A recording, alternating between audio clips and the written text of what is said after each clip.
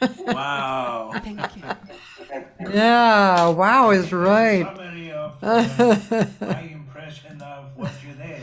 Great show. Hold on, let me get out of here. Wow, I smelled there was at least one, if not two. Where am I? world, Hold on one second. Oh, gosh. I have a new computer. I was going to say, I'm I've not never sure about done that. anything live Yeah. on Facebook, song to- and only can imagine what's happening there. And I think there Hold was on something one else second. that Kuba, you composed, and then the two of you performed. I'm trying to get out of Tell there. us more about those pieces. Ah, here we go. Because I mean, I I have was a so new- impressed. I don't know even how to do online, like Facebook Live videos. So Well, I'm managing a couple of things like Zoom, Facebook, and YouTube. I don't think I'll be able to pull it off. So well, I'm thankful you're impressed with me. I'm impressed with you.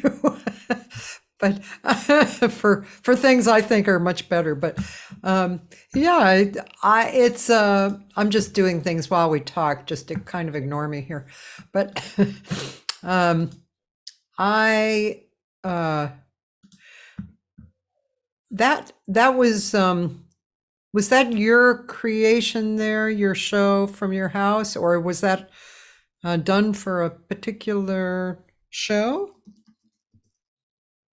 I mean, kind of both. It was a house concert, but it was, you can say, organized by the Kosciuszko Foundation in Washington, D.C., but it was a house concert. So I see. they're doing those. They started doing those series, quarantine yeah, jazz. quarantine I jazz. think we were one of the first, right? Yeah, in the last summer. Really? Yeah. Nice. Well, ladies and gentlemen, I'm going to attempt to introduce my guests. Bogna Kicinska. That's kind of easy. And Kubo, let me see what you said. Kubo Cichocki? Cichocki. Yeah. Cichocki. Yeah, that's good. We appreciate efforts. I mean, I can only imagine how difficult it is to people who don't know Polish to pronounce that. I know, like me, I don't know Polish. And I don't think I've ever been to Poland, which is, too bad because I've heard such wonderful things about Poland and I'd like to go. There's still a chance, I guess the flight prices are quite cheap right now, so Oh, really? it might be good to fly right now. Yeah, people keep saying too to go over there and record with orchestras because they're less expensive and really great. So I don't know, maybe someday I'll do that. Yeah. Well, I heard about you guys through Jocelyn Medina, through that anniversary that she had. Remember you. Yeah, and I was so impressed with you, both of you. Your singing, Bogna, was just, it was really accurate and agile, but also warm. And your tone was beautiful, your intonation beautiful. And so all of that impressed me. And then can I call you Jacob or Kuba? Sure. Yes, Jacob is fine. Yeah.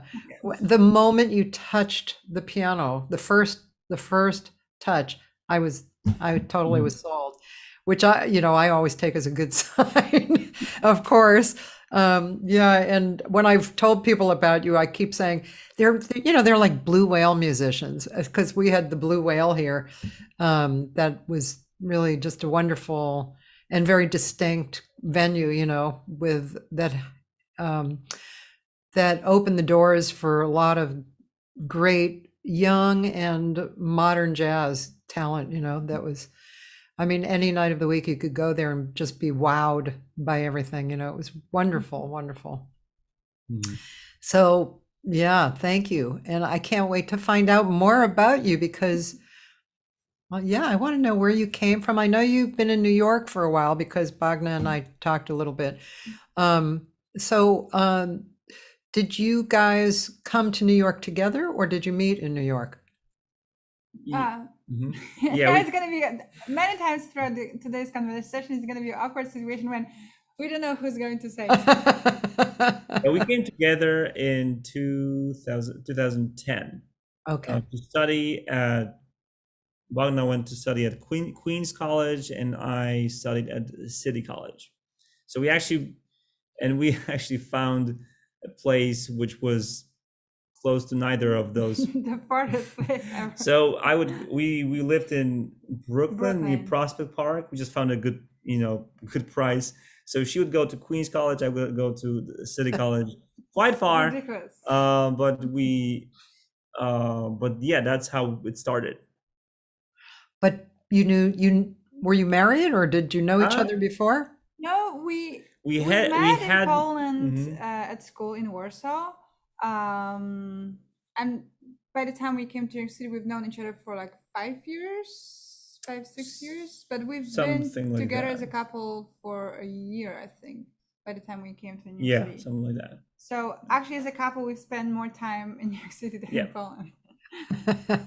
Must be interesting coming from such a different and environment and culture, and then coming because I've been in LA for 40 years, and so I left when I had done a few years of college. So I too have been here longer than there.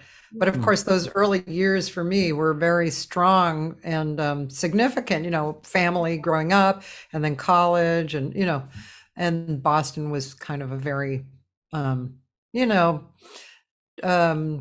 what can I say, kind of dramatic influence on me. But so you guys must feel that way even more, I would think, coming from a different culture. Yes, language is, I guess, quite important thing. Kuba's English was much better than mine when I came here. It's very, But very- still, not like great. I mean, we can hear a difference when somebody comes to the US as a teenager. right. It seems like it's easier to really, I mean, it's not an excuse. You can still get better in your 20s and 30s.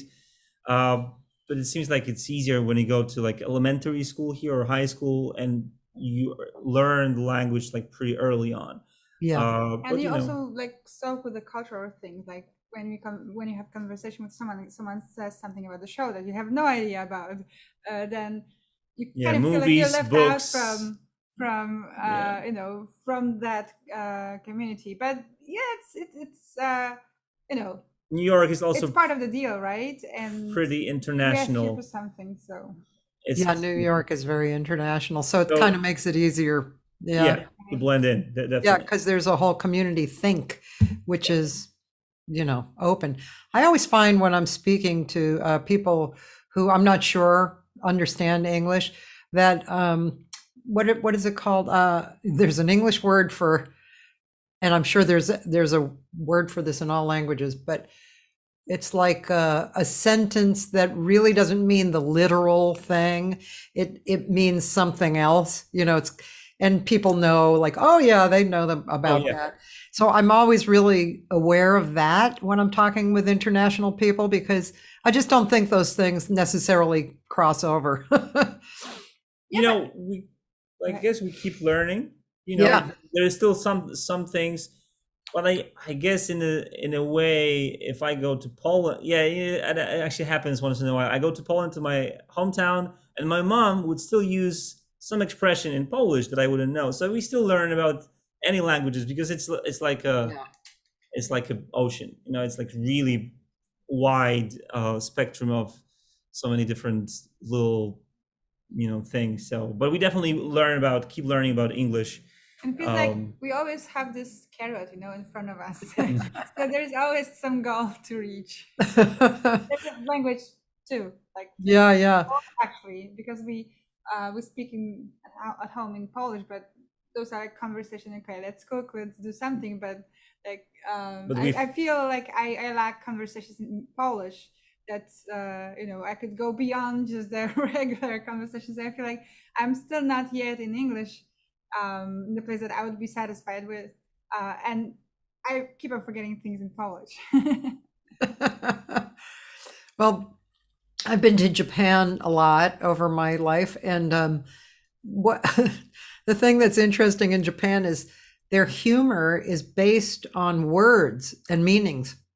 So their jokes, it's all about how a word might mean several different things, and the results. Right. I think it's very funny, actually. It's probably not fair for foreigners, right? Exactly. Yeah, it's very, well, you learn a lot. Yeah. Do you speak Japanese? Yeah, a little bit. I'm definitely not fluent, but especially when I'm there. I get into, feels like more of a communication that's not necessarily with words, but I do know, maybe 30 words, but there's a kind of an understanding or something that happens. I'm sure you guys know that, but yeah, and I feel like I understand the culture. I think if there is such a thing as past lives, I think I was in Japan. Oh. Yeah, and people have often said things to me like you're like a Japanese grandmother. Why am I like a Japanese grandmother? I don't know, but the way that whatever that feeling is, and that communication, which is not with words, literally. So yeah, I really love Japan, and yeah, but I mean, it has its real mixture of stuff too. The business side of it and the big cities, I'm not particularly fond of, but the country and the artists and the farmers, that's where my heart lies, because those people are really cool. How about food? Love the food. Yeah, you too, I can tell, right? Yeah, so Uh-oh. yeah, my very, very good friend, this is actually a nice story that kind of is connected with the quarantine and the whole pandemic. So before the pandemic, through our common friend, we've met the Japanese, she's Japanese American violinist who lives 1 block away from us. And life was busy before that. There was no contact, and somehow, last summer during the pandemic, she reached out and said, "Hey guys, maybe you should come over and to our garden and just hang out, since you live so near close." And no one would think of any subway at that moment. And somehow we become best friends, and since then, I think actually no, that was still like very, very.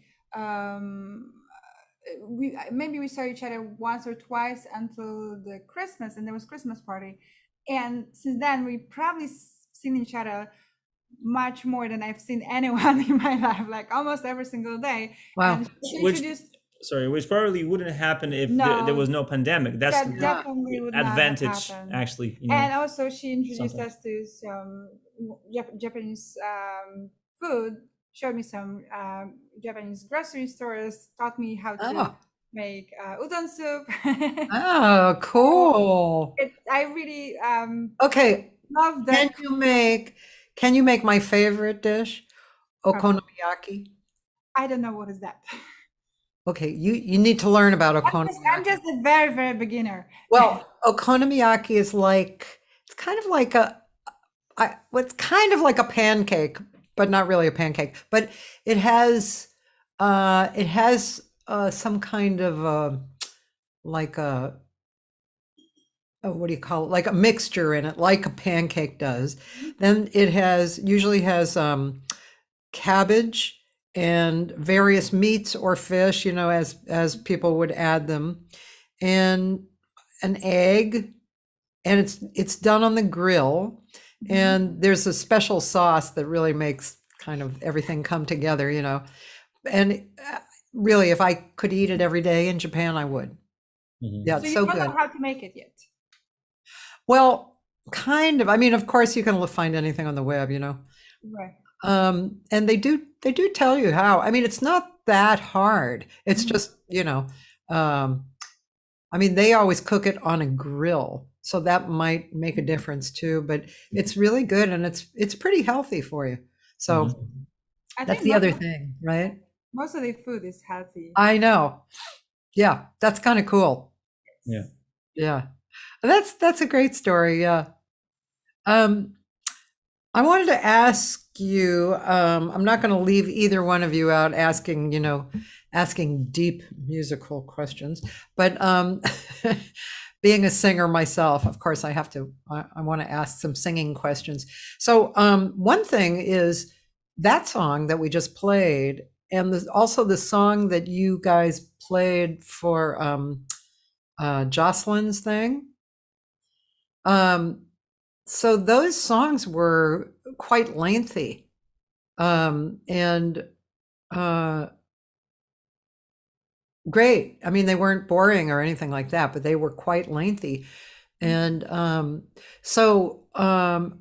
I wanted to ask you, because I never got to ask, I think, about the first one too, about the one that you did for Jocelyn. But both of these songs, the second song that I just played, it seemed like a bebop song maybe, but is it? Or Yes, it is. It's a hallucination by Bad Powell, and Kuba wrote some special chorus there. oh, okay.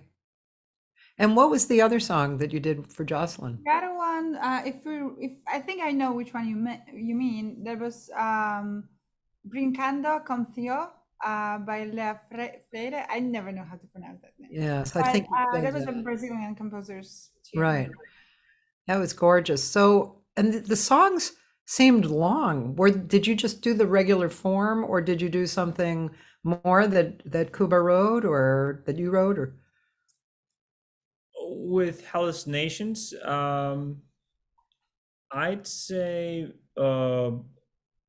like besides that chorus that we played and sang together at the end, Yeah. it's pretty straightforward Right. form, like theme, solos, and Shout chorus and then that head shout out. chorus and then head out. But with the other song, it's definitely like a composition. It's Yeah. like not necessarily.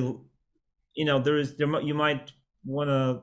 I mean, we might want to think about it in terms of a distinction between a song and like a composition. It's Yeah. just different. It's still a song. It has a melody, Yeah, but but the form is more complex. yeah. And we also added something, right? We rearranged it because Oh in yeah. the original form there's no Oh, that's place true. for the voice solo.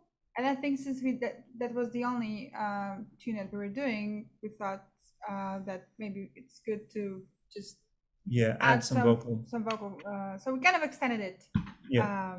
But it was not such a huge change to both of the tunes. Yeah, yeah. Also, something that fascinates me is when singers are able to sing a lot of notes quickly, like that. I've noticed that with especially with certain classical singers as well. So, my question is, do you concentrate more on the melody inside your head rather than trying to produce those notes, out of your mouth? So you asking if I concentrate more on creating melodies than like technical side of it, right? Yeah, it's a kind of a weird question, and not everybody knows what I mean by that. But to me, when I'm singing something, maybe something difficult, I do better when I'm thinking of the melody in my head, Yes. and then I just let the creation happen rather than concentrate on getting the correct notes out, I think that's the case because as we know that we cannot sing anything unless we really create it in our head first. So hearing the melodies, that's definitely something I'm mostly concentrated on, but also I need to know my limits because I've been many times in the situation that my my brain decided, oh, let's sing that melody or that tempo, and turned out that it was not possible, at least at the moment for me. So those are fun times.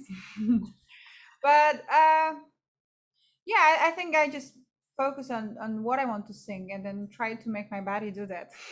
Right. And it does not. And It's interesting. And Kuba, do you think that's translatable into instrumental as well?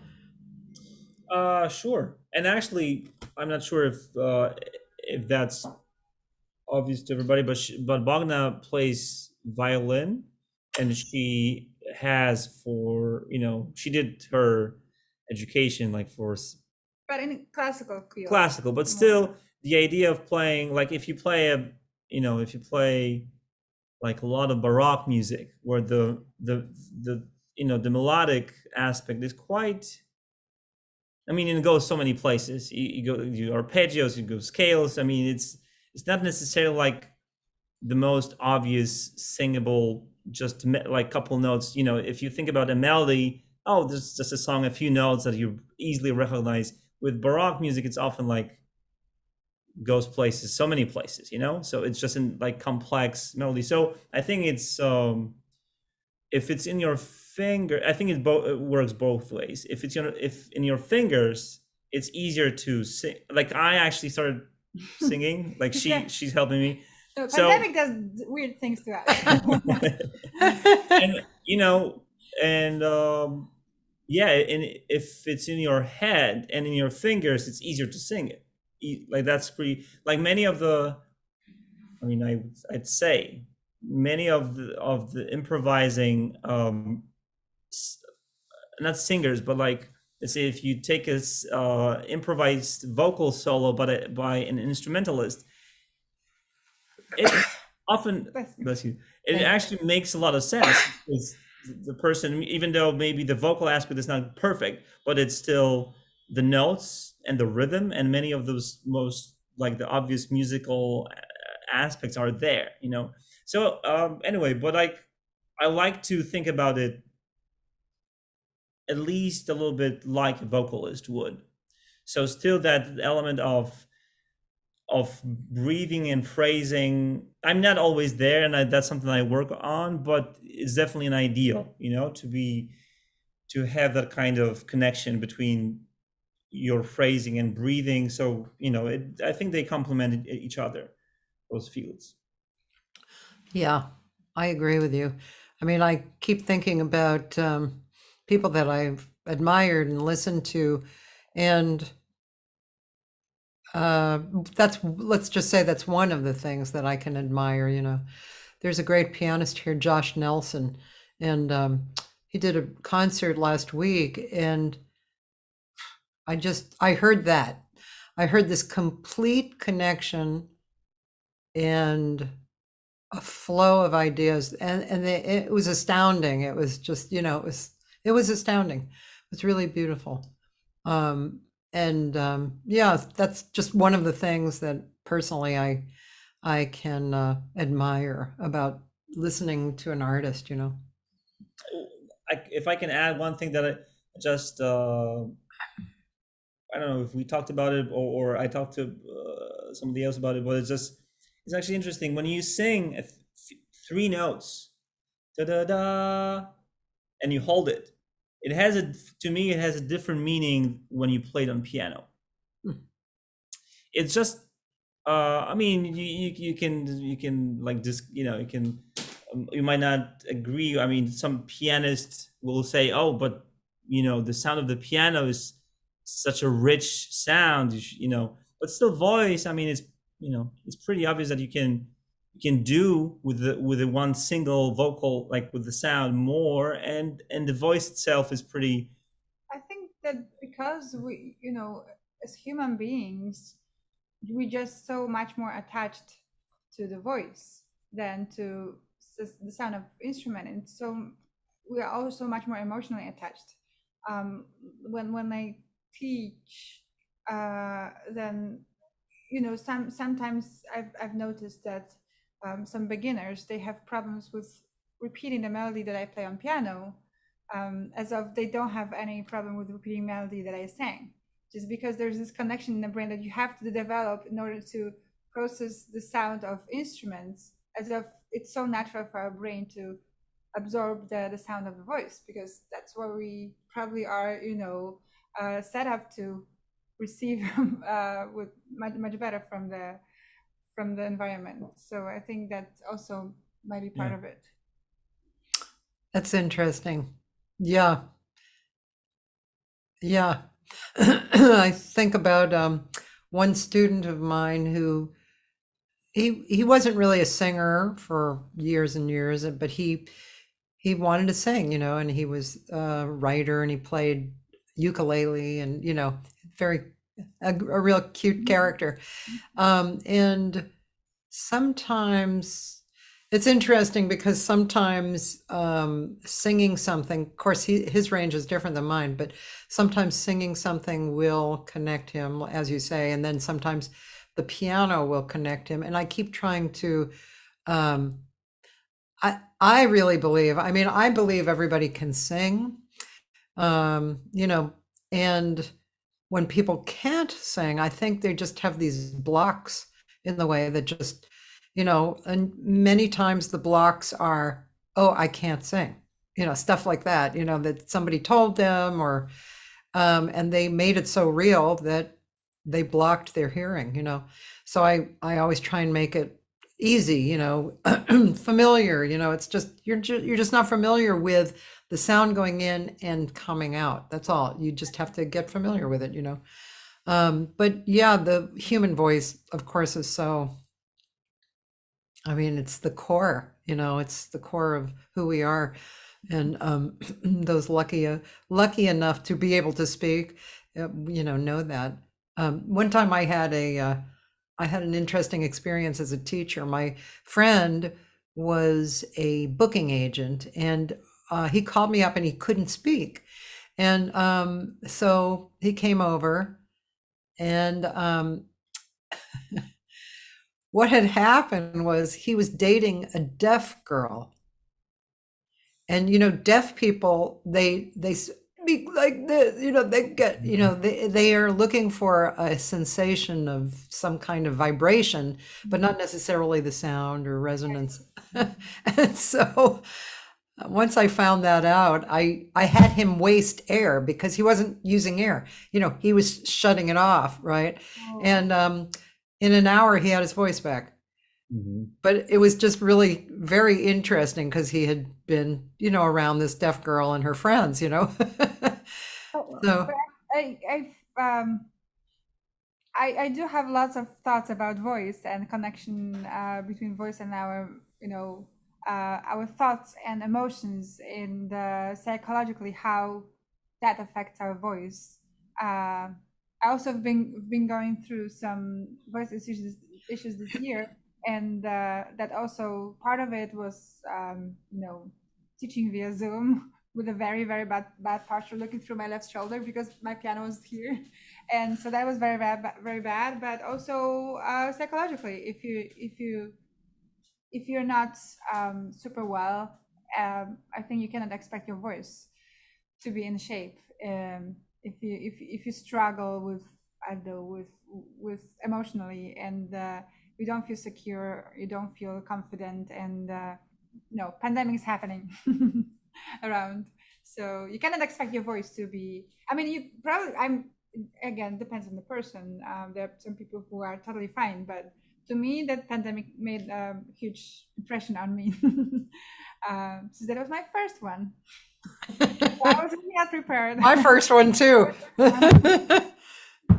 So it was a very you know, interesting experience, and I think I've learned a lot about how that connection works.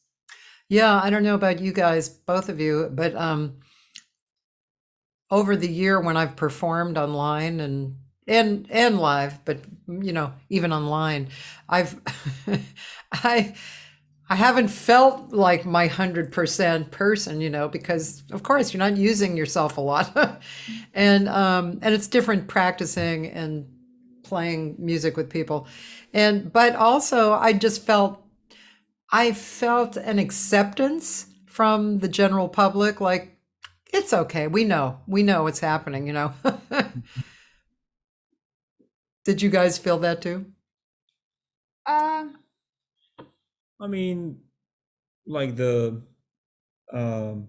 Jocelyn series was like really inviting. Yes, I feel like also when we meeting with other people, you know, I have the feeling that whenever we meet, even like in 15 years, if there's gonna be topic pandemic, we would all bond so easily and like right away, and we would understand everything, because that's a life-changing experience, and something that if you went through that, then it feels like your perspective on life changes so much. You know, before it was a hustle, who gets the best gigs, the most gigs and stuff, and then it has changed like overnight. So I think many people appreciate more different things that they would appreciate before the pandemic, and different things are more important, they would say more easily no to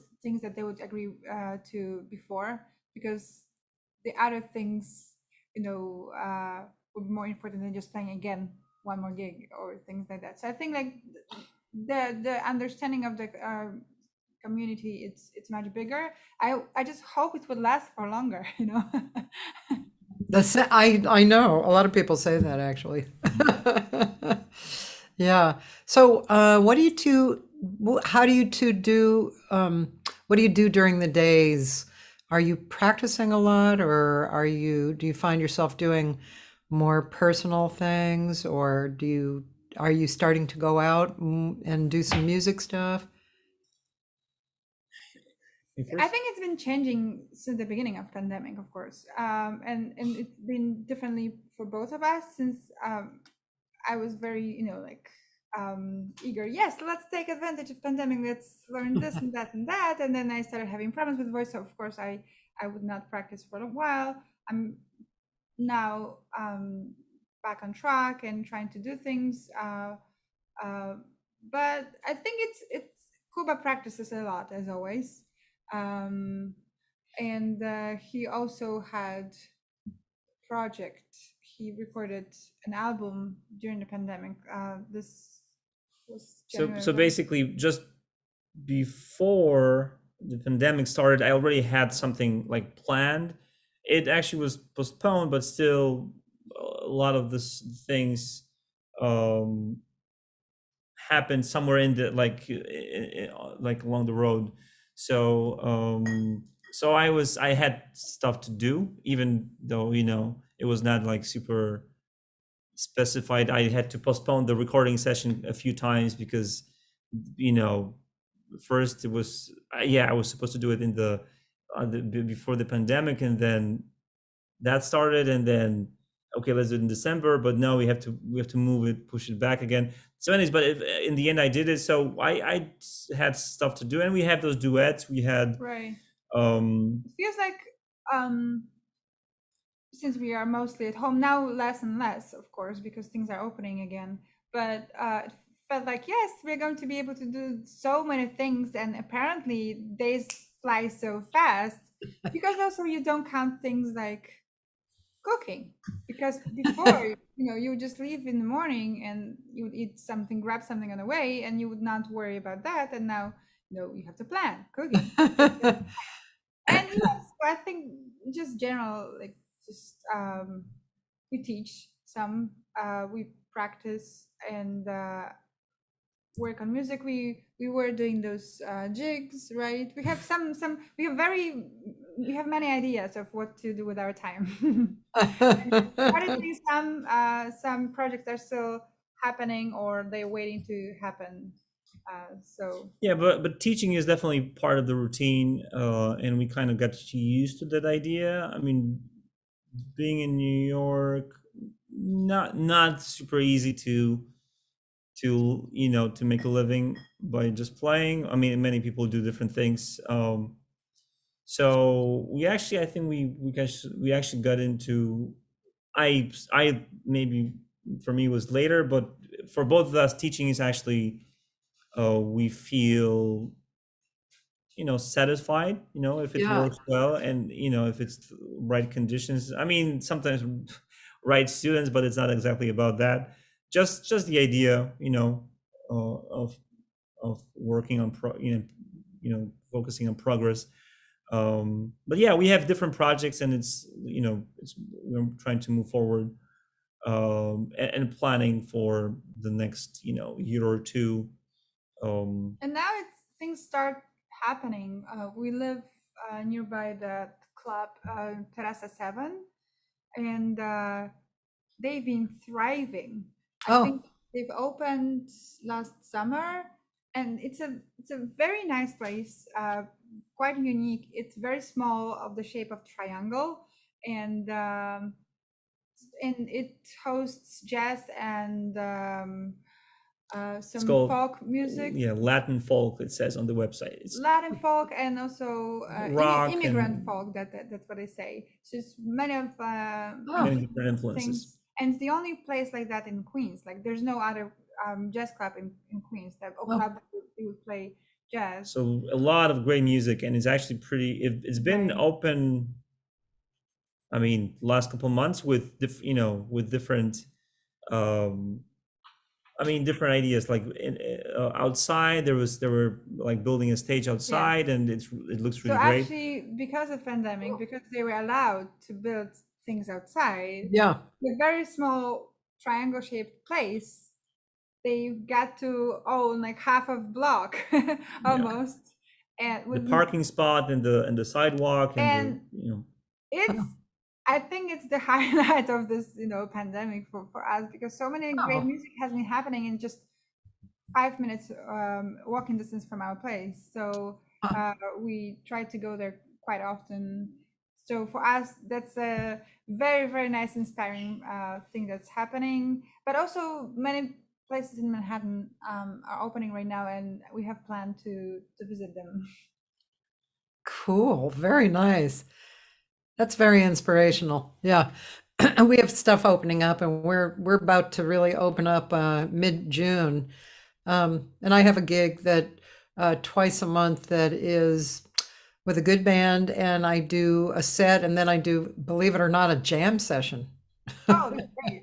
Yeah, so people who are comfortable to come out, and it's, God, one week we had like the best Brazilian people show up and had, so it's really fun. And it's good food. The owner's a really cool guy. It's outside and a really nice patio. And so that's been really good. And other people have been playing, and I've gone to see them too. And yeah, it's really nice. It's funny, I don't go out all the time because I feel like there's so much to do. And I'm just like, do I want to go? I really want to go out, but oh my God, I have so much to do. I don't know why, but the last few weeks have been super busy. Maybe it's the full moon. Oh, I don't know. I don't see the connection, but all I know is when the full moon is here, I feel a little bit more anxious, like I have to do something. oh, okay. But I do have a lot going on, so whatever. But when you're busy, it's helpful. Yeah, I do too.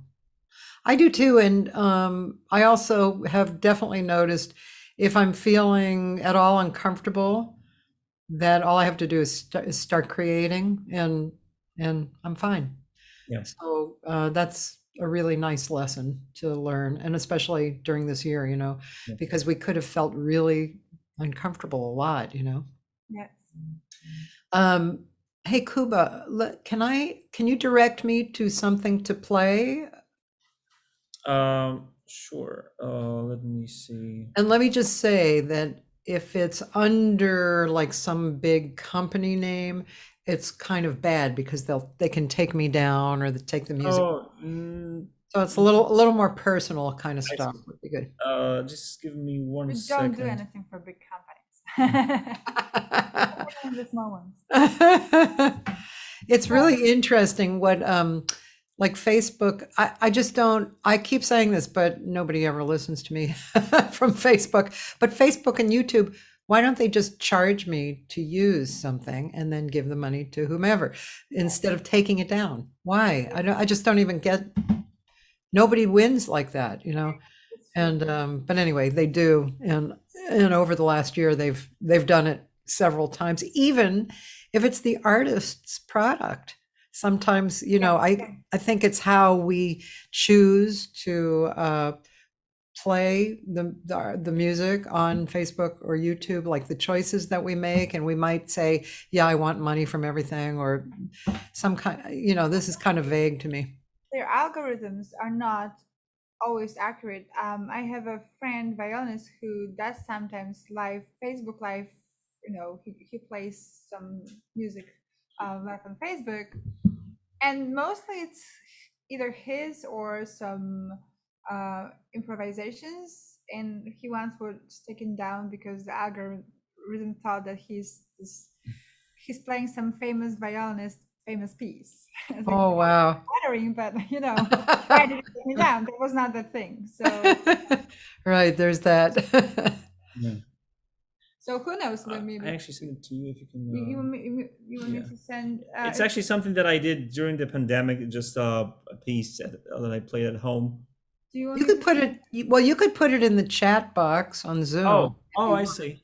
Or send it to me email, whichever. I think maybe can do you have wait, just... Okay, me and technology. Well, the chat box is on the bottom. right? Okay, I think I'm gonna be just, fine. Is it okay if I send you via email? Sure. Okay. Here it is. All right. Oh yes, this one.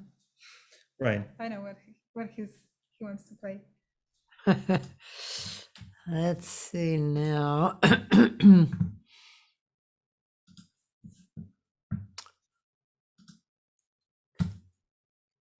I'll be getting it any minute. Like I said, it's funny. I mean, it's a new computer and it should be really cool and wonderful and easy and all that stuff, but it's okay. Hold on one second. This is exciting. I can tell. Hold on. I'm going to share my screen.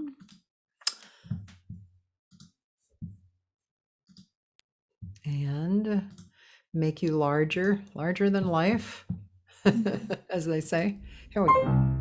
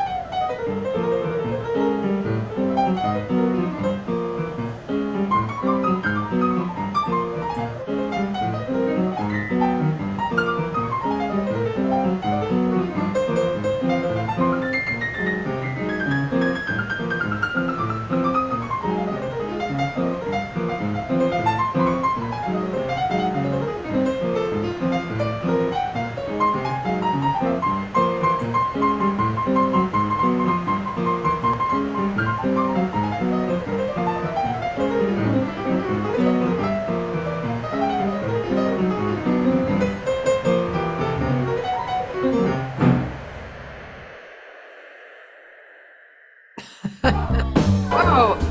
Oh, wow. Oops. Hey, I know this guy. Okay. Wow. That was wonderful. Really wonderful. Yeah. And what a great song, huh? Yeah. It's you or no one. Yeah, that's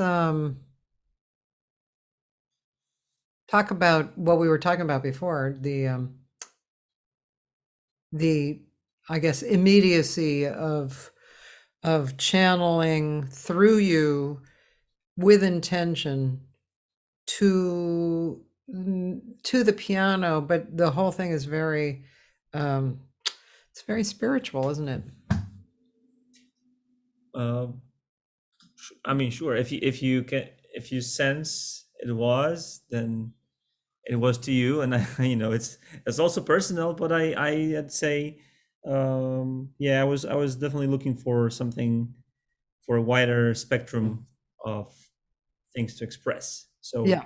that, I would say, that was one of them. That kind of intensity of expression in improvised music, Oh, yeah. So I love it. Also so easy, right? I mean, anyone could do Oh it. yeah. yeah. Totally. I just love, I think I love what I was just saying about it's in the moment. There's something about everything that's flowing through in the moment, and of course you are competent. So, that's another reason why it's appearing like that, because if you weren't competent, it wouldn't be appearing like that. But yeah, I mean, it's hard to talk about, that's why I call it spiritual, because I guess because it's hard to talk about. I always, when I talk about the special universe that we exist in and we create in, I call it the aesthetic universe. And it's not, it's not the physical universe, it's something else, and it's, but it comes through the physical universe. So it's a very cool kind of a thing. So you guys, and Bogna, did you grow up as a violinist and a pianist? Yes, that's how I started. I went for violin, and then piano was my second instrument. And then we were fortunate in my very small hometown, first of all, to have a public music school. And second of all, there was a trumpet teacher who played jazz, because like Polish music schools are very classical oriented, and so he organized a big band in our music school, and I would hang out with his daughter, and somehow I think I've sang something at school, and she heard, or he heard me, and he asked me if I could maybe sing some song with them, with big band, and I liked it a lot. I liked that music. I didn't know it's called jazz at that moment. Really? Yes, I had no idea. But I really, really liked it. And then when I've learned this is a jazz music that I was singing, then I started, trying to learn more about it.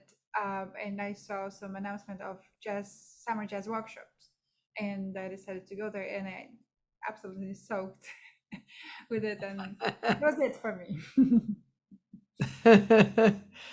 Yeah. And Kuba, I'm just assuming that you've been a pianist forever. Not really. I had a few years that I definitely preferred soccer field than piano. So it was that symbolic moment when I forgot about my piano lesson because I was playing soccer, and then that was the moment. Okay, let's stop with the lessons. My parents, Really? decide. I didn't know that. That was the one. Yes, there was one time I remember it like that. Maybe it was different, but it was yeah. But then after a few years, I just went back to doing it on my own. There is a piano in my hometown, and kind of in the basement. I mean, it's a room in a basement, so it's like a little secluded, which makes it a great place to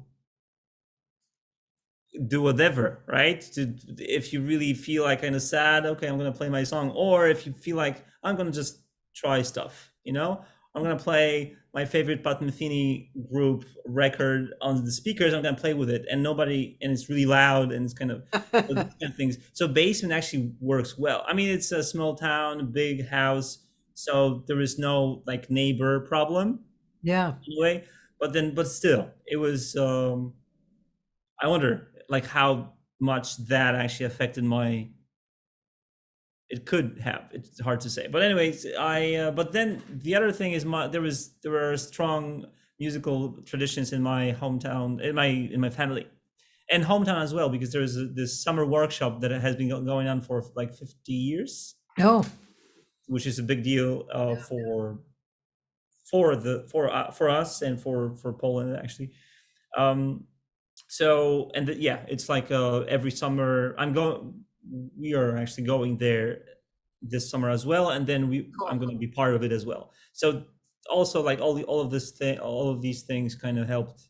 But my parents, like my dad is he's a piano and guitar teacher, and my mom sings, and everybody kind of has done some singing or is doing singing and some playing. So there is but piano. Yeah, definitely the fact that it was in the basement in my and my dad being a musician, basically, yeah, these things definitely helped or made it possible. But then was this a school in Warsaw where we when we met, and that's how it all continued.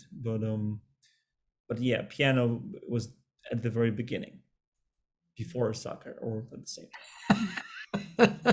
Before soccer. Yeah. You guys, I guess you might know Derek Oles, the bass player. Oh yeah, yes. yeah. Yeah, and I've been meaning to. He's not on Facebook or anything. He doesn't do that kind of stuff. So I've been meaning to call him and ask him to be on the show. But yeah, he's such a wonderful and ethically minded player. Just so committed. And also, I interviewed Kuba Stankiewicz. Yes, Thank you. Stankiewicz. Mm-hmm.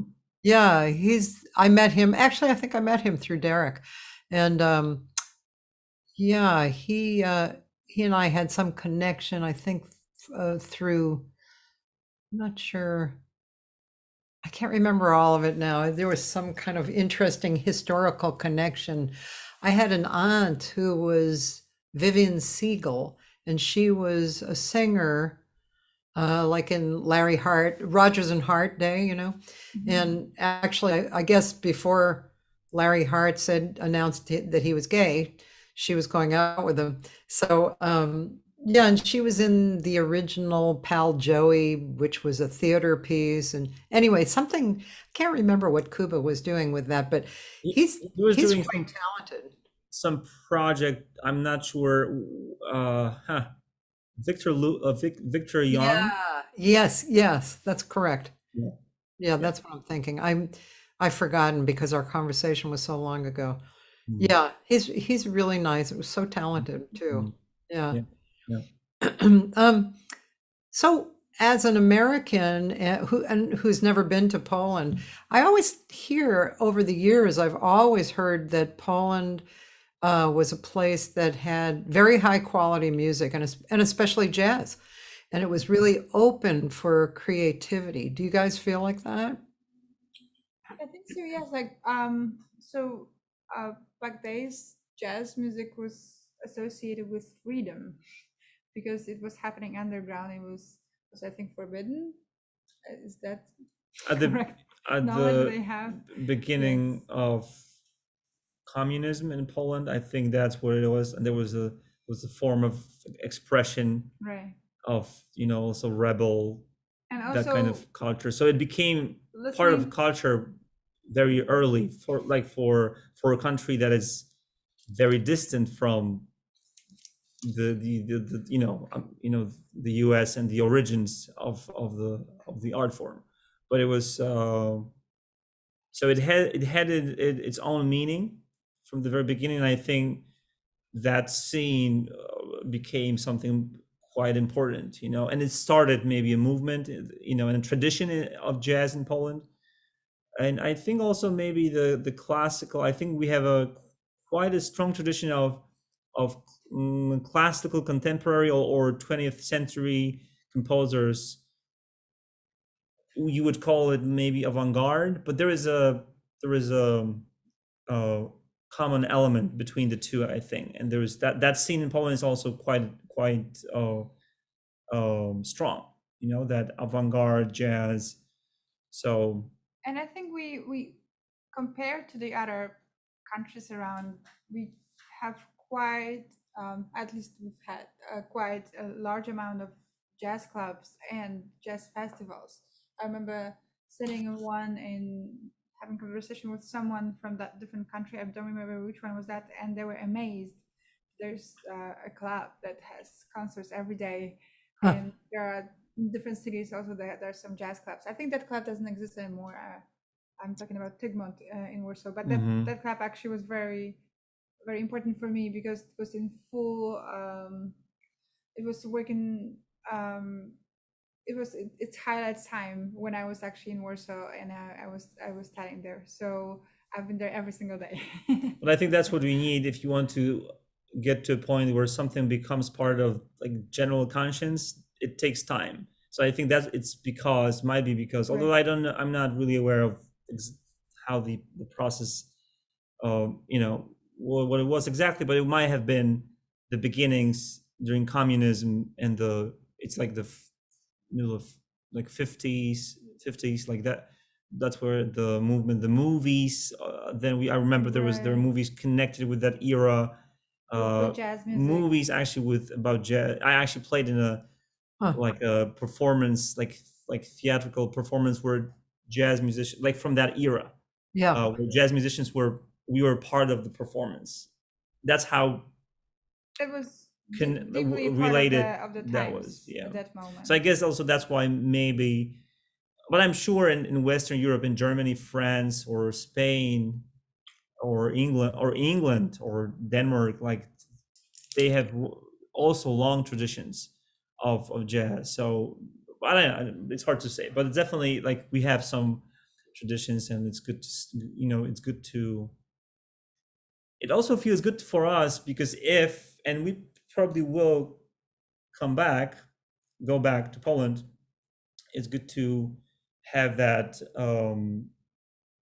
you know, I mean, I don't want to call it a safety net, but in a way, it is a safety net because we know, okay, we go there. It's all obviously easier in terms of the families and all, but there is a community. There is like a system, kind of. There are festivals, there are clubs, there is support from government for jazz projects.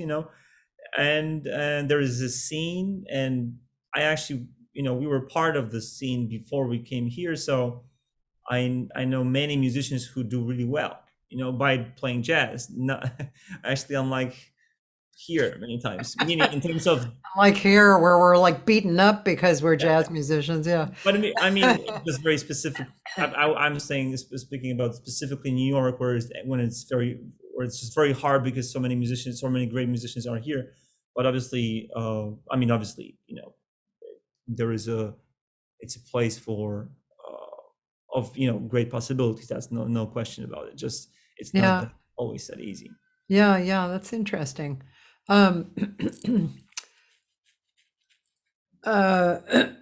Let's see. Gosh, there's so much I want to ask.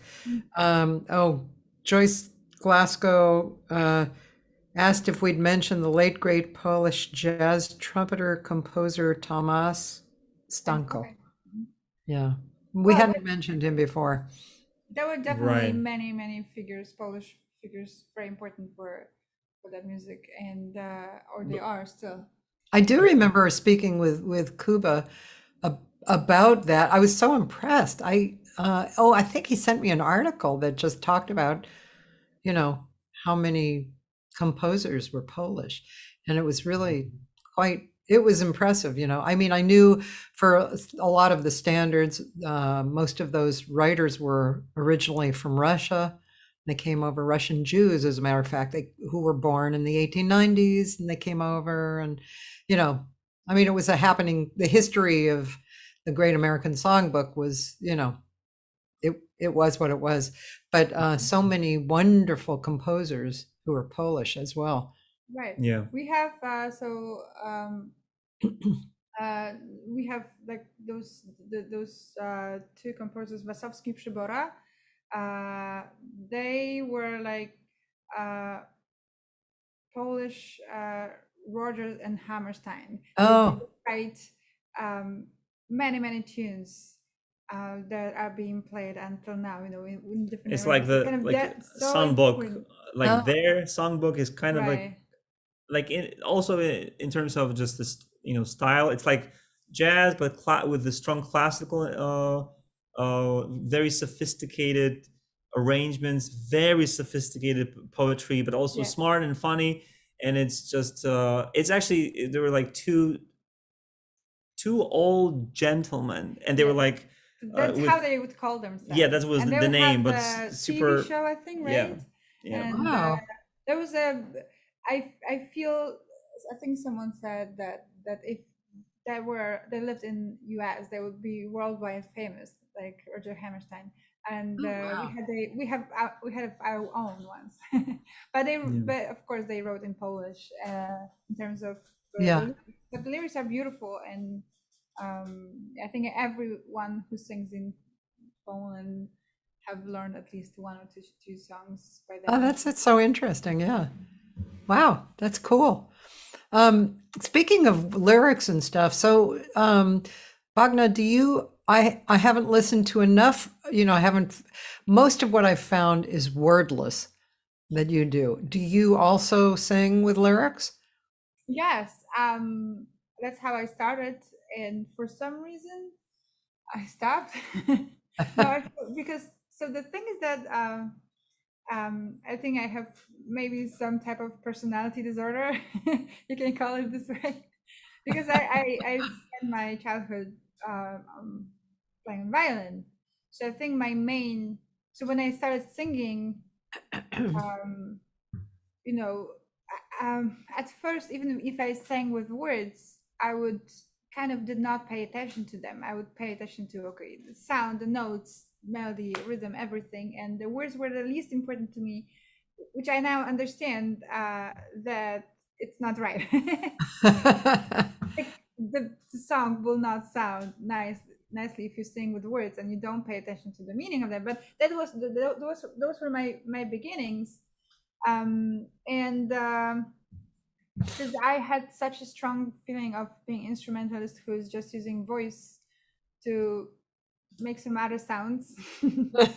And whenever I wrote some new tunes, I wrote some with words. Some I remember one was written by my friend. I think I wrote something which I don't feel like I should be writing lyrics. To be honest, I don't think I'm talented for in that field. But I also felt so I love singing tunes with words, and I hope I've learned enough. I think I'm still process in progress. I feel like I know how to interpret words, and this is if you sing with words, that there's a story behind, and that's your responsibility. You have to make sure that people understand that and that you bring them into that story. But I also felt having words, and it's because also sometimes I would love a tune and I hated the words, the lyrics, and I hated the story because it was so either cheesy or not about the thing that I would like to be singing about at that moment. So I felt singing wordless gives you that space for your interpretation, so you can add whatever you want to it. And then also I've started being invited more and more to the projects that I would just be singing without words, and be treated as like the other instrumental band members. So it kind of became a huge part of me and of my performing. But I do still love singing with words, and I've been having those kind of periods where I would think, I'm more into singing wordless tunes, and then I had periods that I would feel like I think I feel now more like singing with words. So I feel half of me now I think like I'm a vocalist, legit vocalist who can sing with words and who understands the whole concept of singing words. But the other half, it's still this violinist who just uses a voice instead of violin to sing and perform. I want to listen to something. I mean, we have found Skylark, but also there is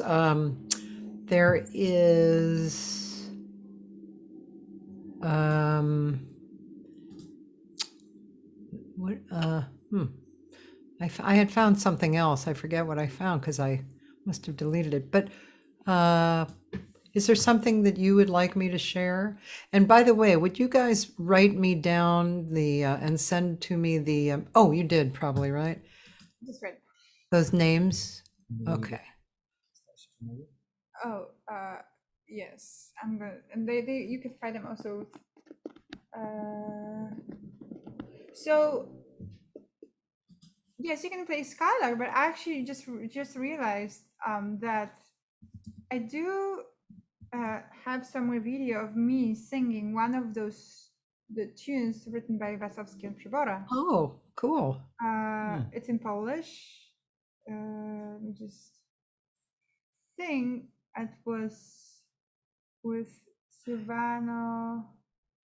Yes, Monasterios. You think it would be good to play? So I'm sorry. So Wasowski, Yes, Przybora.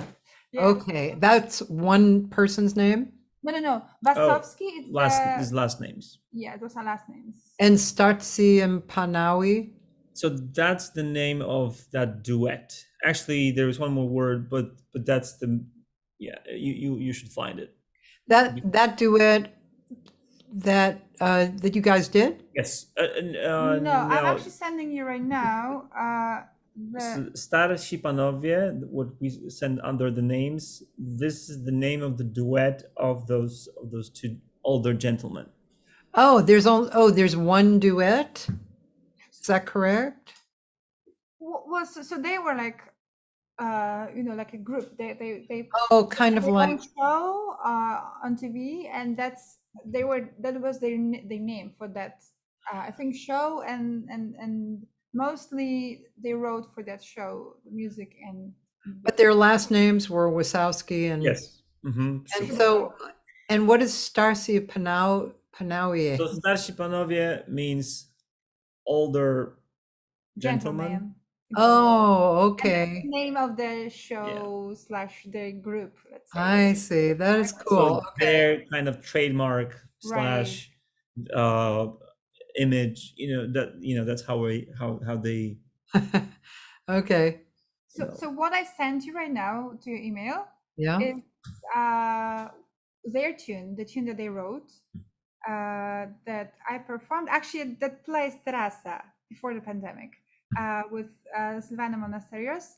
I've had my duet series there, and we sang. So that's me singing with words, but Polish words actually in this case.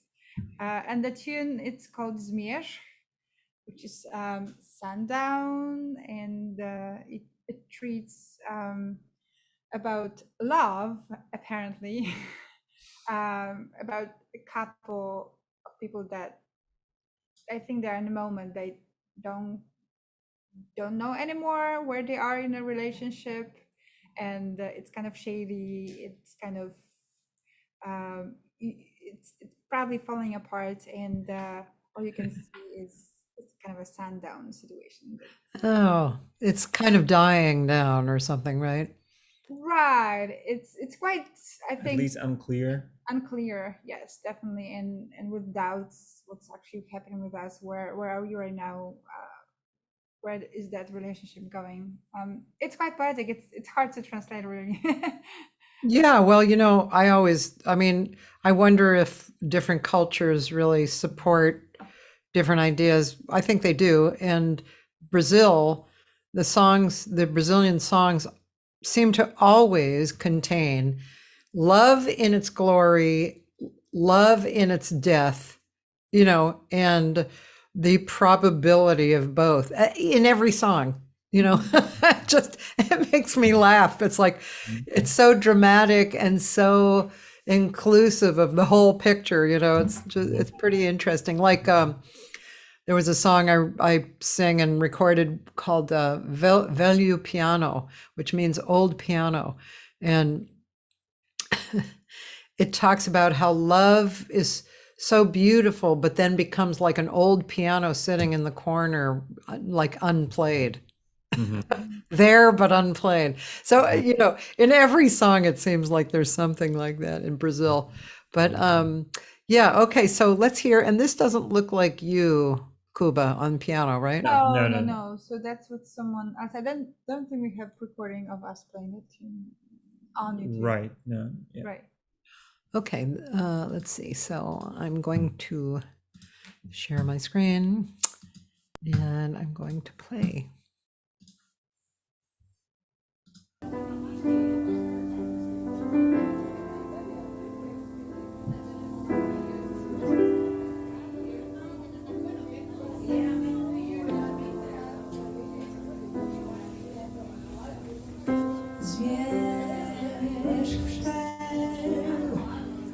Cicho przez sień, twój profil jak cień rozpłynął się w mroku. Zmierz, więc chyba już czas. Twój uśmiech mi zgasł i smutno jest wokół. Otworzę na zmierzch cichutką drzwi i nie zobaczysz, jak ciężko mi, jak bardzo ciężko mi iść.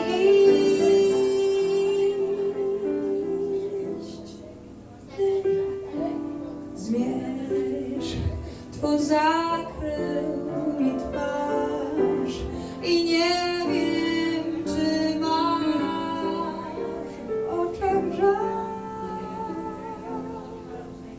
czy może zmierz.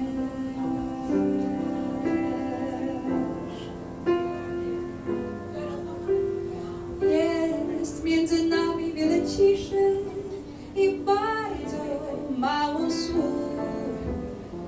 więcej boję się usłyszeć, powiedzieć.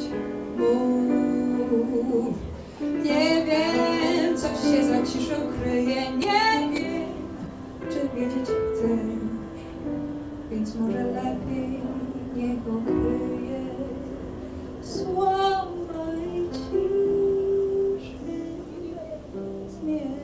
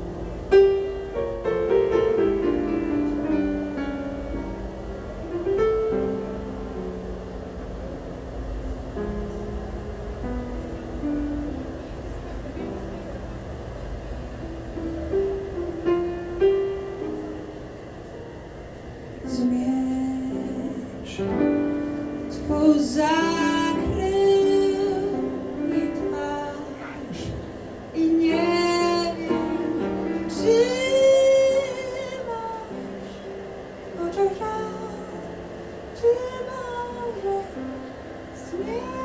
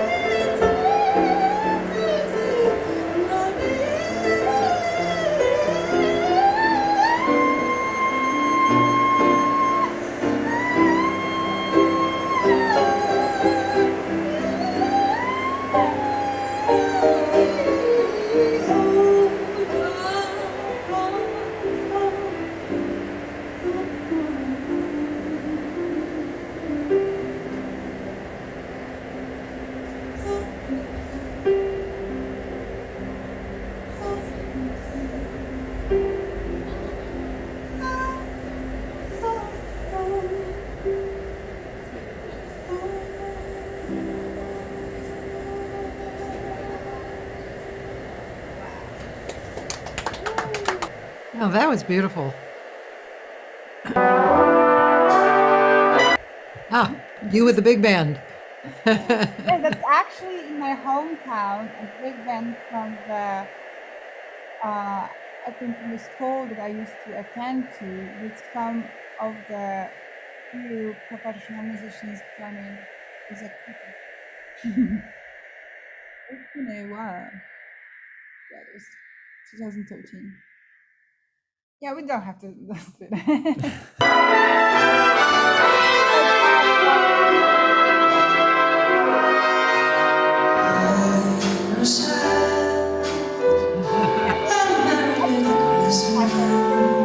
I'm sorry, I didn't hear what you said.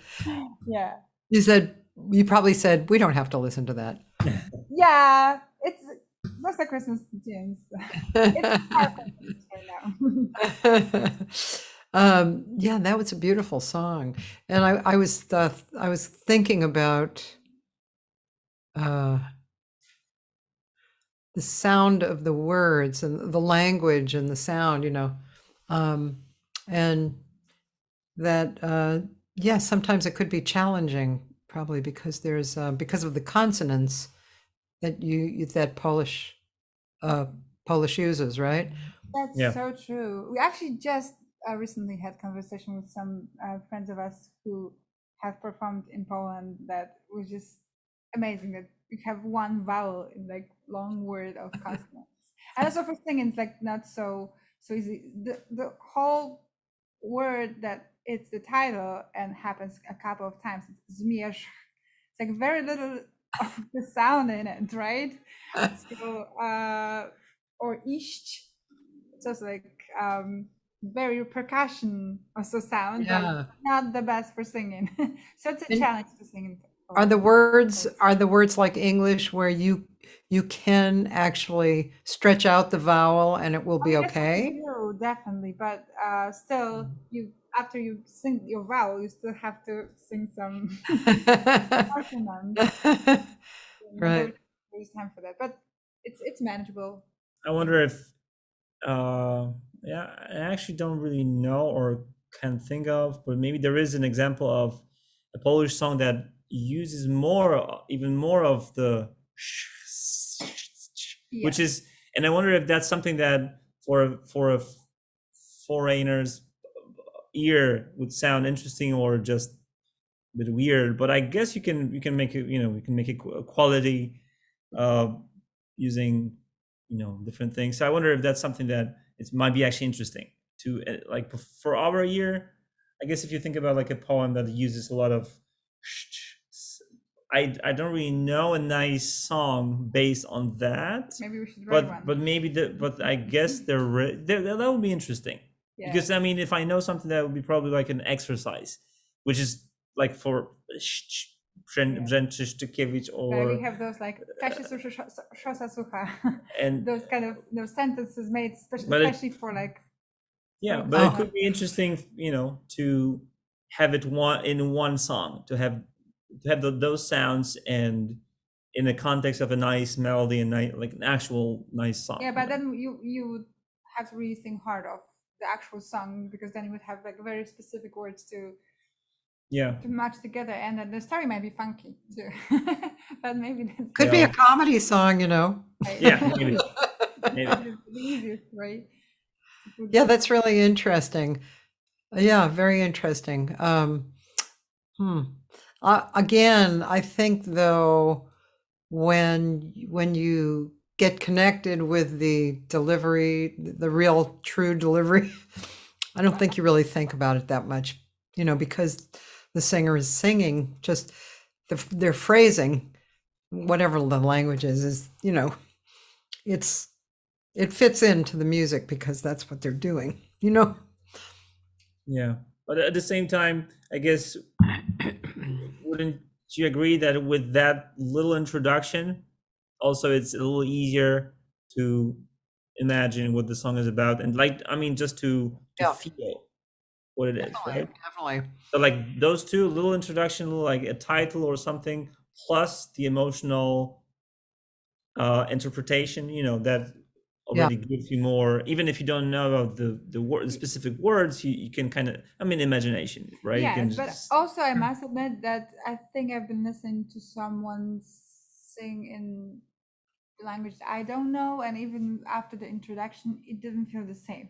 Because if you actually hear someone emphasizing one word and you Yeah, know what it means, it's like you kind of have the idea, okay, that's what the song is about. But then when you have that one word emphasized, it's you're living through that song and you're much more involved in it emotionally, other than just, yeah, this is a nice song, I know what it's about, yeah, she sings nicely, but the whole story, it's still not, you're not living it through as of if you understand the words and you're paying attention to each of them.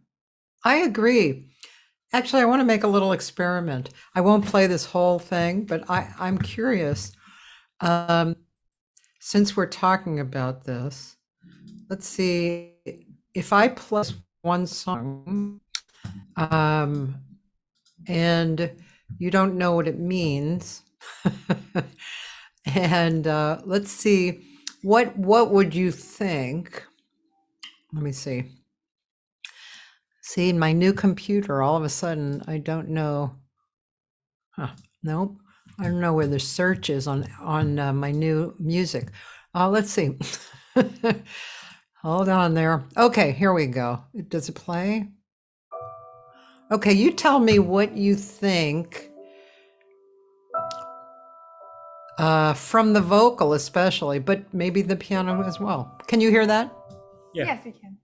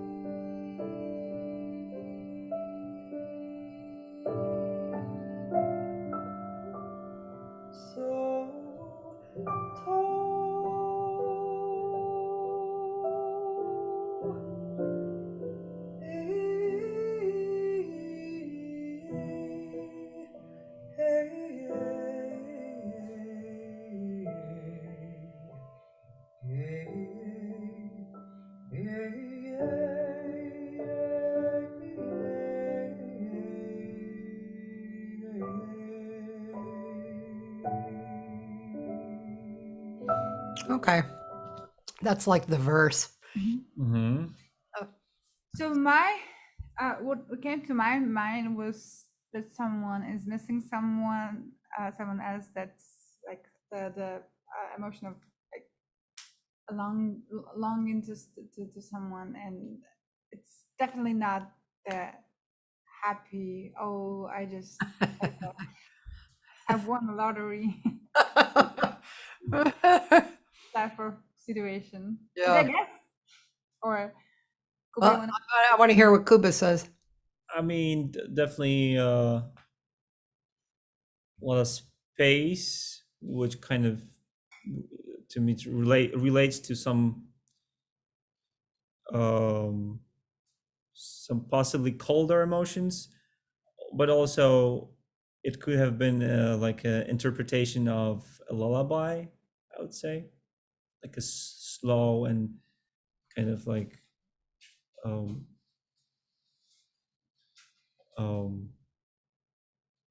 a melody that's not very difficult, but it has some harmonies. Like, anyways, I mean, just something that could have been like a song for maybe not a child, but possibly something also simple, like simple emotion with a lot of space. Yeah, actually, and sorry, I'm going to play a little bit of the bridge too, because it's actually the bridge is slight. I think it might elicit different emotions.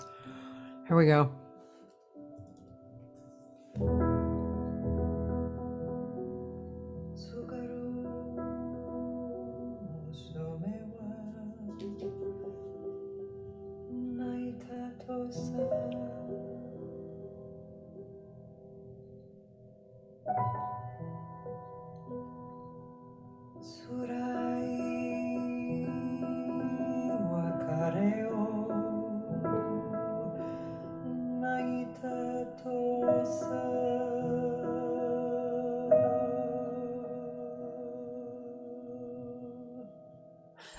It's a very simple bridge, you know, and then it goes back into the, Yeah. So what's It has been about loss as well. Yeah.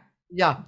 Well, what's interesting is I was introduced to this song by a Japanese pianist who I had worked with years ago, and Herbie Hancock had taken this song and played it. So he thought it would be a good one to introduce me to. And the original singer who made it popular was a huge Japanese pop star, and it was very different than this version. It was like really kind of poppy, you know, not happy exactly, but much stronger, you know. And anyway, the story is about loss. It's about, you know, it's kind of poetic, but we were told meaning behind the poetry. But the poetry has to do with these flowers dropping from the tree and flowing, and two children, friends drifting apart, that kind of thing. And what my Japanese friend told me, and the pianist who was also American, he said that during the war, that families sometimes had to sell their children, you know, to keep their families going. And so this was a story about a boy and a girl who were, you know, girlfriend and boyfriend, and the girl was sold off and then they separated, you know. So it was, it had a lot of those different things that you talked about. There was a pain, like you said, coldness. And so there was a pain involved. And then there was this great sadness, and maybe, you know, maybe underneath it all, a touch of hope, you know.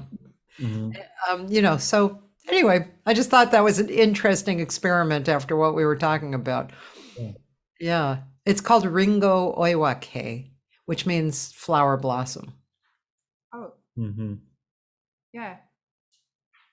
So it's already very poetic in Japanese, I assume. So there is, yeah, okay. More depth to it when you probably analyze it, and you know every single word and you can follow it. Yeah. And right. So, I mean, just the performance of it is kind of, you know, it elicits like an emotion, and it's a lot of it is kind of a loss and a, you know, some kind of pain involved, you know. And that's, you know, I mean, any song that we sing, gosh, I've heard a few songs in more recent months where they're American, you know, like Great American Songbook, and people sing them so differently from such a different state of mind that it's like a different experience, you know. So, I mean, that's the beauty of it, isn't it? Yeah. It's always nice. I feel. Yes, like I'm always amazed when someone takes the tune that everyone knows and like twists it in the way that it feels so fresh. And yeah, I've heard some of the great arrangements or great performances of the tunes that I would feel like, yeah, there's not much can happen in that tune anymore, and yet someone have proved me wrong. Yeah, it's very interesting doing that, working on that. Yeah. Let's see, who is that piano player? I forget her name. She was a piano player and singer from Chicago. This was quite a while ago. I don't know what she's doing now, if she's still working. She probably is, but she had this very dark thing going. So every song she sang had this kind of a dark, moody, groovy thing, you know. It was really interesting to listen to her take songs and change them. What are your feelings musically, both of you, about you know, reharmonizing, rearranging? Do you think the sky's the limit? Do you want to kind of give honor to what was the original composition? Do you take some liberties? So that song that we played, it's You or No One. Yeah. So I was actually looking for something like putting together two different, I don't want to say worlds, but at least perspectives, you know, so you could hear some like kind of avant-garde approach with just the intensity in different sounds like not necessarily associated with that specific style or harmony, or so then putting together, like, I don't know if you, I mean, I'm sure you're familiar with Errol Garner, the pianist. So he would do that, but on a different scale, obviously. But he would do this super mysterious introduction, like Debussy kind of thing, whole tone scale. You don't know what's happening, and then jump into the piece, and it's really like this most happy piece ever. And that contrast, it's a very powerful thing. And you know, I highly recommend to check out some of his solo pieces. I mean, just as since we talk about arranging is, for me, it's also like putting in, you know, in a different perspective. So, and it's always a perspective, you can always go a step behind to a point that, oh, maybe actually I don't feel like doing that piece, because I don't feel like I really have something strong to say about it. But then sometimes if you go really far, oh, from here I can actually say, oh, okay, you know what, this might sound good if I do that thing that I have in mind, you know. So anyways, with It's Your No One, I was looking for that super like happy, nice little melody. Yeah. And but then I wanted to just to have that other angle in it. So and obviously, you know, it's a process, and you in the end you do some of it, or you're successful just in a way. It doesn't matter. It doesn't matter. The process is important. That, I mean, to me, that you look for those, you know, putting those things together. So like arranging thing like this, I actually, yeah, I've been into rearranging standards a bit more recently. I did this another one recently. So I think it seems like I kind of like it naturally, you know, just to, but yeah, but like, so the tribute element is there, but not really a big one, you know. It's, you know, I'm just trying to, basically I'm trying to see if I can feel authentic in a style that's not that the, you know, most natural to me. I mean, jazz, I've been doing that for a while, for years now, but still, I like the American songbook is not something that I grew up with, meaning it's not necessarily the most obvious choice if I want to express something emotionally, or just express something. So if I take it, then okay, let's see what I can do with it, you know, just so I feel, oh, okay, this is a bit, and this is very personal, and I think that's what it should be. Generally, it should be personal. So I don't think, especially when people come from different places, different cultures, it's okay not to feel that way, you know. And I know the American songbook is just such a big part of American tradition, and for so many people, it's such an important tradition. And it's not only, oh, that song. I mean, I know, but I remember like friends would talk about it with excitement, with, oh, you know, you've heard that standard arranged like this, with, you know, Tommy Flanagan played this thing here, like chord, and it was very honest excitement about this. And for me, it's like a little different because I don't personally feel that connected with that, because I just grew up somewhere else, and it's not, you know, but still, but I definitely feel like, oh, there is a lot of things that I want to check out in that field. Like if I listen to Ahmad Jamal trio and he plays But Not For Me and stuff, and it's like, wow, it's so much fun, and it's so simple but so fresh. Yeah, I mean, why not? the world is wide and open, and you can try stuff. If I really want to, like, we are close to Terasa. Again, yesterday I was there, and I realized, okay, 12 years ago I really hated salsa, to be really honest.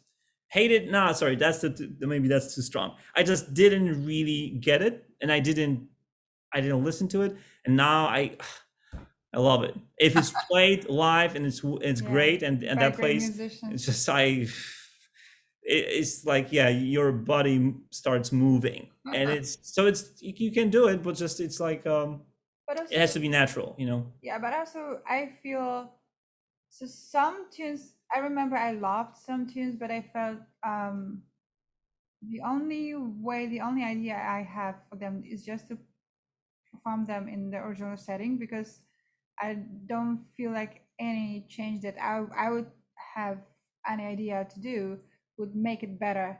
So why bother? Why change it? But also there are so many great tunes that feel outdated and sound outdated, especially if you just want to play the original recording. Or maybe not for us, let's say, but let's say for the younger generation. And sometimes refreshing tune with some different by rearranging it and showing some different angle on that tune, I feel it also can inspire more people to take a look at the original version or take a look at the artist that they have not heard of, and go dig deeper into some type of music, be exposed to more things, and just bring some fresh perspective on the tune. And also, if I've heard so many great arrangements of tunes that I felt it's so exciting to listen to it. And I know the original version, and I love the original version, but hearing the changes that people did to that to those tunes, it feels just, it's like this the second, it's the second life. That's amazing. But also, there are some situations that I would not like some of the choices, that it feels like a little bit artificial of changes. So I think like it needs to be done genuinely, like it needs to come from your heart. If not, if you're making just change to make a change, it might not work. But if you are very confident that this is the way how you hear it, how you would like to have it, just why not? Let's make it in odd rhythms. Let's make it crazy. Like, let's bring that song to life. Let's give it a second life. Yeah. It's interesting. I probably my best choice of changing a standard was Star Eyes. I always loved the song, and I could never get past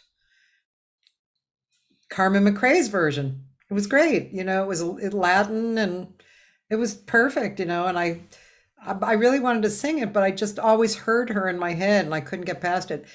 And because I had a jam session for like 15, 16 years, every week I could, go and sing, like, I always used to say, I tormented the musician. Hey, let's do it like this, And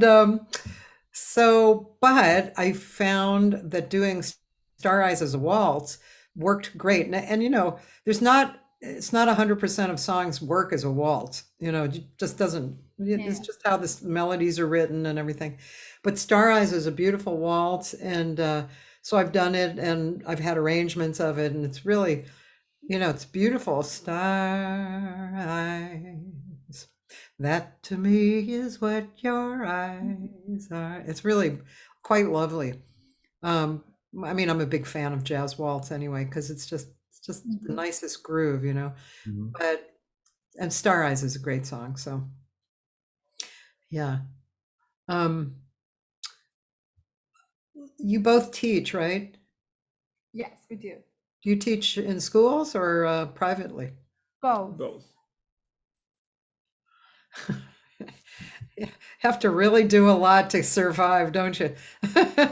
It's like, yeah, I teach in a school, I teach privately, I play, yeah. But the school thing is actually it's just a few hours every week, so it's like it's not so much, and now it's actually less than before the pandemic. Yeah. But I think it's going back to normal, and probably the next, like from September, it should be pretty normal. Like I hear in New York, they open Yes. schools in person, like it was before. So unless something changes, but It feels like we can use the pandemic excuse for anything until the end of August, and starting from September. like my belly. Exactly. Yeah. And no way, just Yeah, hard work no and excuses soon. full word again. Yeah, yeah. If you guys had to pick one or two musical mentors that you listened to on record, like a record that you may have played over and over that you loved and you felt like you soaked in, who would it be? Kuba, go first. Okay, so for me, it's actually Pat Metheny, Mm-hmm. and it's kind of interesting because it was my biggest influence in the beginnings in Poland. But then for quite a few years, it was like the opposite. I was looking completely like in some other places, to a point that I denied that influence. It was funny because I went far, actually too far. I realized, and it's not good as either. And it's funny because that process taught me, like, I learned a lot from that process because I was basically very into that for several years, to a point that it was maybe too much. If you soak in like with one influence, you might be missing some other things, if it's actually, I think it's just good to have several mentors, several influence, not like be under one. But so then for some time, quite a long time actually, I denied that influence, and I know no, Pat Metheny, no, that's not my thing, And then it was avant-garde and different things, and then I came back like 2 years ago, and I think it was a really good decision. Meaning, like, okay, yeah, that's part of what I was listening to, and that's part of my musical world. And whatever it is, I mean, really, in the end, there is no other choice just to admit it and own it.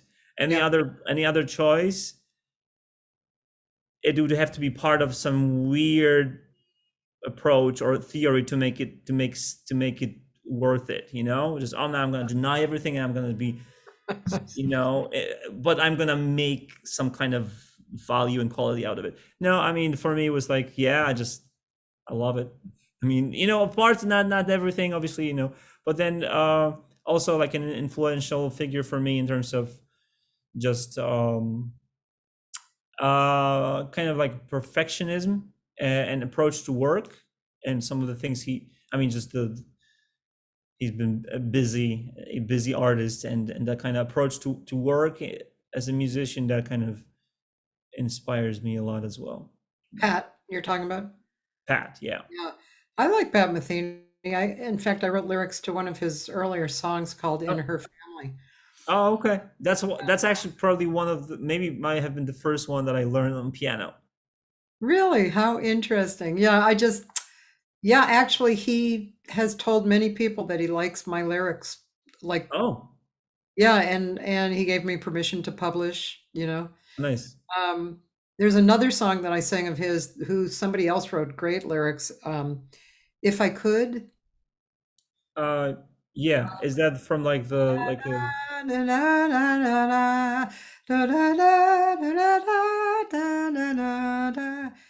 right? I think which I forget what record that's from, but it's Mhm. another. I mean, when I think of Pat, I think a lot of composition.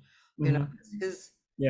It's just beautiful, absolutely beautiful. And I discovered that, I mean, this is just kind of a silly little thing, but when I'm on the road, like if I'm on the train or something, Pat Metheny, man, it is Yeah. so magical to play Pat Metheny Yeah, it on, makes sense. you know, Yeah. kind of moving vehicle through the through the planet.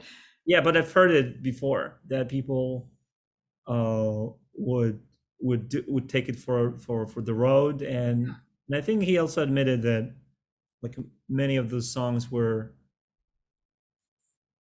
because they were on the road like for, I mean, still are for, you know, it's been years, so that part of that element of traveling, that's Through the part of it. compositions, yeah. He's very melodic. It's kind of like who is that pianist that I love listening to? I forget. I'm sorry, because my brain just, you know, it's too full. But there's a pianist. I'm sure you know him. He's pretty famous. I've often wondered why I'm so attracted to his playing, and it's because he's melodic. Yeah. You know, it's I mean, I love rhythm. I love substitution stuff, and I love everything, but there's something about a melodic line running through a composition that is really appealing, you know. Yeah. How about you, Bogna? I think I had a very similar situation as Kuba with the other artists. So I think I've had so many influences in my life that I've been going from, but I think the one that I also started having personality kind of disorders was Kurt Elling. When I was studying in Poland, once I got his record, I would listen to him over and over. And when I would sing, I would imagine I'm him. Seriously, I would hear myself through I would hear my voice as like male voice, even though I knew that I'm a female. And I would, you know, the phrases that I would use, I would hear like through his voice, and then I would just sing using mine. But that was a huge influence. I mean, I was with his first records, I was absolutely blown away with the Gingerbread Boy tune and all the others, because that was this perfect combination for me of melancholy in voice and like guitar-y and like super cool voice stuff and melodies and fast passages and exciting things. Then yeah, I get quite the same thing. I felt like yes, but I would never be him. So Right. maybe start looking for you Yeah. and let's start exploring some other things. And yeah, I feel it's inspiring how our perspective changes. So I also rejected him for a long time, for many years. I would not listen to him, and just recently I've been digging more into the old music that I used to be listening to when, you know, 10, 15 years ago. And it's so funny, you discover so many different things when you listen to the tune that you liked 15 years ago, but you listen it after that whole long period of time, and there are different ideas that come to your mind. Sometimes you feel like, oh, I actually like it better than before, or oh, how could I have been listening to it? It's a nice thing, and you can learn so much from it. Yeah. And also, you know, limiting to one artist is always Yes. tricky, you know, when you think about it. Oh yeah, but to give a full image, I would have to, you know, give the other names. Like But I 20 think- other names. But I think, you whom I know, was inspired by. even if it's just part of the picture, you know, it's still maybe a big part of the picture. So that's still important, you know, makes sense to talk about it, you know. Yeah, I agree. I totally agree. I mean, probably one of my first heroes was Ella Fitzgerald, and but I listened also to Rosemary Clooney and Judy Garland. I listened to the records my parents had, and of course rock and roll was coming up, and I listened to that too. And then I started choosing my own jazz, which was, you know, cool jazz like Miles and modern jazz quartet, you know, and George Shearing. Kind of everybody had kind of this connection in the aesthetic universe. And then I got into college, and Boston was so full of a mixture of great music, blues and funk and Motown and, you know, Blood, Sweat and Tears and then Weather Report and ECM. And I mean, it was, there was a lot of stuff, like you say, there's a lot of stuff in there. Two of the records that I played, you know, forever, like all the time, was Miles' version of, you know, I still am not sure if it was Seven Steps to Heaven, if that was the record I was listening to. It seemed to open up with a ballad, and I say that, and George Coleman was on it.